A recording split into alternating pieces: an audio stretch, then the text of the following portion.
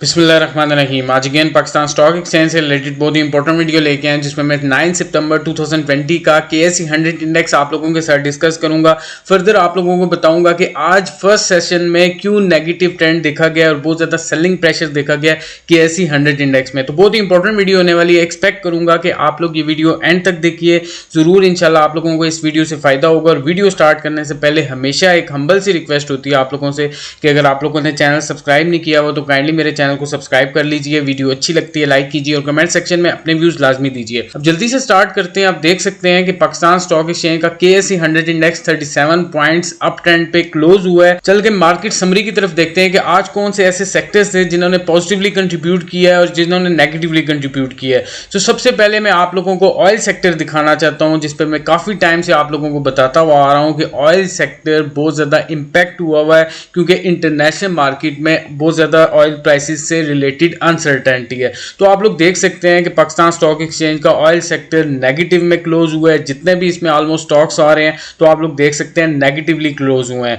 फिर उसके बाद अगर देखा जाए cement sector, banking sector, steel sector, इन सेक्टर से रिलेटेड मैं आप लोगों को काफी टाइम से बताता हुआ आ रहा हूं कि ये सेक्टर्स काफी ज्यादा अच्छे होने वाले हैं, आप लोगों को अच्छे प्रॉफिट्स दे सकते हैं। तो आप लोग हाईली रिकमेंडेड है कि इन सेक्टर्स में रह के काम कीजिए। तो आज अगर देखा जाए फर्टिलाइजर सेक्टर में काफी हद तक प्रॉफिट बुकिंग देखी गई है। फिर उसके बाद इंजीनियरिंग सेक्टर जिसमें स्टील सेक्टर्स की कंपनीज भी आती हैं, तो आप लोग देख सकते हैं कि यहाँ पे स्टील सेक्टर्स ने आज अच्छा परफॉर्म किया। आल्दो काफी सारी ऐसी कंपनीज भी थी जिनमें प्रॉफिट बुकिंग देखी गई है। फिर उसके बाद चलते हैं सीमेंट सेक्टर की तरफ। सीमेंट सेक्टर जो काफी टाइम से लाइमलाइट में है, इससे रिलेटेड मैं आप लोगों को काफी सारी इंपॉर्टेंट इंफॉर्मेशन देता रहा हूँ। लेकिन आज के दिन में सीमेंट सेक्टर में काफी ज्यादा प्रॉफिट बुकिंग देखी गई है क्योंकि उसकी सबसे बड़ी वजह यह है कि ये काफी ज्यादा सेक्टर ओवरबॉट हुआ था। तो आप लोग देख सकते हैं कि आज इसमें काफी हद तक प्रॉफिट बुकिंग देखी गई है। फिर आप लोगों के साथ डिटेल मार्केट वॉच डिस्कस करने से पहले एक न्यूज आप लोगों के साथ डिस्कस करना चाहता हूं। ये आर्टिकल एक्सप्रेस ट्रिब्यून का आर्टिकल है, ये आप लोगों के साथ डिस्क्रिप्शन में मैं शेयर कर दूंगा कि जो फिच ग्लोबल रेटिंग एजेंसी है उसने वार्न किया है एशिया की 5 कंट्रीज को कि आने वाले दिनों में उनकी फॉरेन रेमिटेंसेस कम हो सकती है।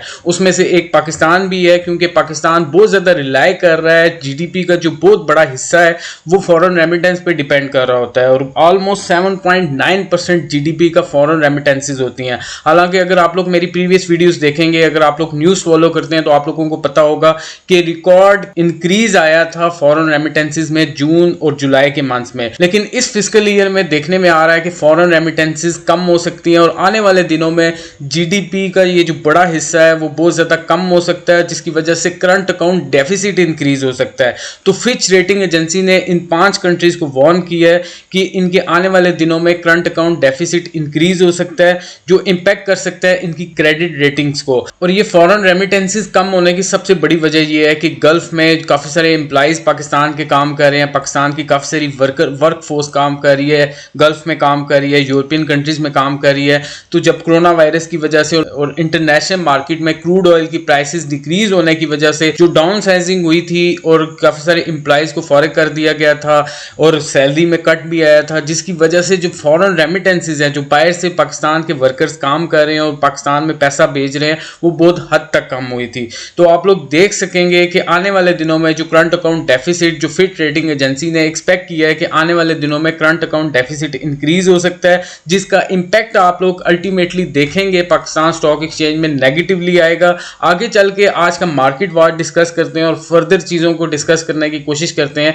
कि आज फर्स्ट सेशन में काफी बड़ी सेलिंग क्यों देखी गई है। हालांकि उसके बाद शाम को मार्केट में रिकवरी आई थी और 37 पॉइंट्स पॉजिटिव पे क्लोज हुई थी। अब जल्दी से चलते हैं मार्केट वॉच की तरफ। एक्सप्रेस ट्रिब्यून का मार्केट वॉच है, इसका लिंक मैं आप लोगों के साथ डिस्क्रिप्शन में शेयर कर दूंगा। इसको लाजमी ओपन करके पढ़िएगा, इसमें काफी इंपॉर्टेंट इंफॉर्मेशन होती है। और सबसे पहली बात जो इस मार्केट वॉच में मैं आप लोगों के साथ डिस्कस करना चाहता हूं कि मैं आप लोगों को काफी टाइम से बताता हुआ आ रहा हूं कि इंटरनेशनल मार्केट में जो क्रूड ऑयल की प्राइसेस है उनमें काफी बड़ी अनसर्टेनिटी आ रही है। तो आज का अगर आप लोग मार्केट वॉच देखेंगे तो एनालिस्ट ने, जो पाकिस्तानी एनालिस्ट हैं, उन्होंने भी ये प्रिडिक्ट किया है कि आने वाले दिनों में ये अनसर्टेनिटी इंटरनेशनल मार्केट में क्रूड ऑयल की प्राइसेस से रिलेटेड बरकरार रह सकती है, जिसका इंपैक्ट आज आप लोगों ने देखा है कि ऑयल सेक्टर में काफी हद तक सेलिंग देखी गई है।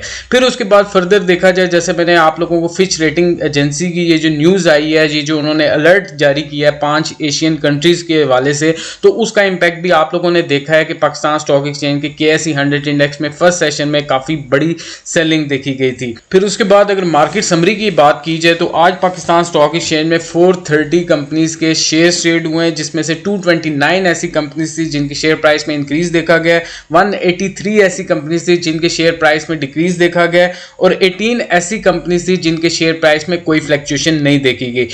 अगर फॉरेन इंस्टीट्यूशनल इन्वेस्टर्स की बात की जाए तो उनकी तरफ से 218 मिलियन रुपीस की नेट सेलिंग देखी गई है। अगर आज ओवरऑल देखा जाए तो काफ़ी ज़्यादा मार्केट प्रेशर में रही है, क्योंकि रीजन की काफ़ी सारी मार्केट्स नेगेटिव में क्लोज हो रही हैं, तो जिसका इम्पैक्ट अल्टीमेटली आप लोग देख रहे हैं पाकिस्तान स्टॉक एक्सचेंज पे भी आ रहा है। और आने वाले दिनों में जो मैं एक प्रिडिक्ट करूंगा कि इंडिया और चाइना का जो एक क्लैश चल रहा है और जो काफ़ी मजीद शिद्दत इख्तियार कर सकता है आने वाले दिनों में, अगर ये ज़्यादा शिद्दत इख्तियार करता है तो आप लोग देखेंगे कि पाकिस्तान स्टॉक एक्सचेंज का KSE 100 इंडेक्स इससे काफ़ी हद तक इम्पैक्ट हो सकता है। तो आप लोग उस न्यूज़ को लाजमी देखा कीजिए जो पाकिस्तान स्टॉक एक्सचेंज को इम्पैक्ट कर सकती है। मेरी कोशिश होती है कि आप लोगों को ये चीज़ें टाइमली बताया करूं जिसका इम्पैक्ट होता है पाकिस्तान स्टॉक एक्सचेंज पे। तो मैं आप लोगों को वार्न कर रहा हूं कि इस न्यूज़ पे जो इंडिया और चाइना से रिलेटेड है इस पर लाजमी नज़र रखिए। जो जब ये क्लैश अगर बड़ा फ्यूचर में, तो ये बहुत ज़्यादा इम्पैक्ट कर सकता है पाकिस्तान स्टॉक एक्सचेंज को। अगर फर्दर देखा जाए कौन सी ऐसी चीज़ है जो इम्पैक्ट कर सकती है आने वाले दिनों में, वो सबसे जो ज़्यादा इम्पैक्ट कर सकती है